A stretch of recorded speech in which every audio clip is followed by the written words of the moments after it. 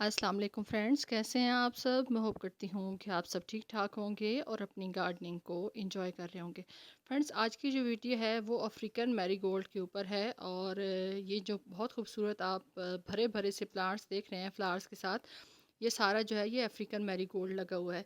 Friends, marigold की वैसे तो काफ़ी सारी वैरायटीज़ होती हैं। देसी होता है, हाइब्रिड होता है, जो छोटे फूलों वाला होता है मैरीगोल्ड जाफरी कहा जाता है। जो देसी होता है वो टॉल वैरायटी के प्लांट्स होते हैं, उनके ऊपर भी फ्लावर्स आते हैं, लेकिन ये है कि वो काफ़ी कद में जाके और फिर फ्लावरिंग करते हैं। जबकि ये जो आप देख रहे हैं ये छोटे कद में मैरीगोल्ड है ये भी अफ्रीकन मैरीगोल्ड ही, और इसके ऊपर बहुत खूबसूरत बड़े बड़े साइज़ के फ्लावर्स आते हैं, लेकिन ये हाइब्रिड वैरायटी है। हाइब्रिड वैरायटी कौन सी होती है? वो वैरायटी होती है जो स्पेशली तैयार की जाती है कि जो छोटे कद में ही फ्लावरिंग स्टार्ट कर देती है। प्लांट्स इतने बड़े बड़े साइज़ के नहीं होते, टॉल नहीं होते, और उनके ऊपर बहुत भर भर के फ्लावर्स आते हैं। अच्छा, इसके ऊपर भी कुछ प्लस भी हैं पॉइंट्स और कुछ माइनस भी हैं, वो भी मैं आप लोगों के साथ इसी वीडियो में शेयर करूँगी।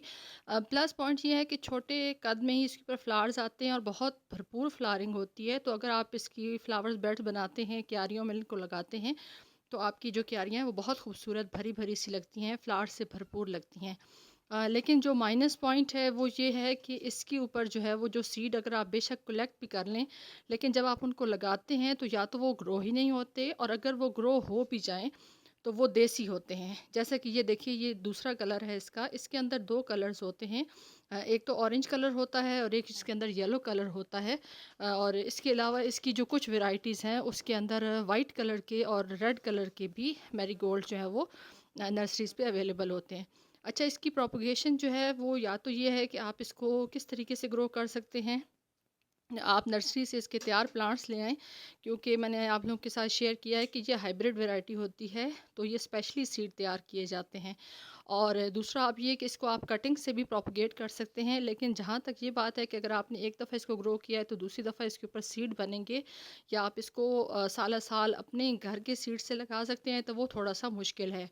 आप ये कर सकते हैं कि जब इसका सीज़न हो, आमतौर पे अगस्त सितंबर में मुख्तलिफ नर्सरीज़ पे इसके प्लांट्स अवेलेबल होते हैं, तो आप वहाँ से ले सकते हैं। या फिर ये है कि अगर किसी अच्छी सर्टिफाइड कंपनी से आपको इसके सीड मिलें, जो ये चीज़ कह के सेल करें कि वो हाइब्रिड ही हैं, और आपको वहाँ पे तसल्ली हो, तो फिर आप वहाँ से इसके सीड मंगवा सकते हैं और फिर ग्रो करके इसके बहुत खूबसूरत फ्लावर्स पा सकते हैं। और जहाँ तक लोकेशन की बात है, फुल सन इसको पसंद है, धूप में लगाएं, बहुत अच्छी ग्रो करेंगे। वीडियो अच्छी लगी हो तो प्लीज़ लाइक शेयर और सब्सक्राइब कर दीजिएगा। वीडियो देखने का बहुत बहुत शुक्रिया। अपना ख्याल रखिएगा और मुझे दुआओं में याद रखिएगा। अल्लाह हाफिज़।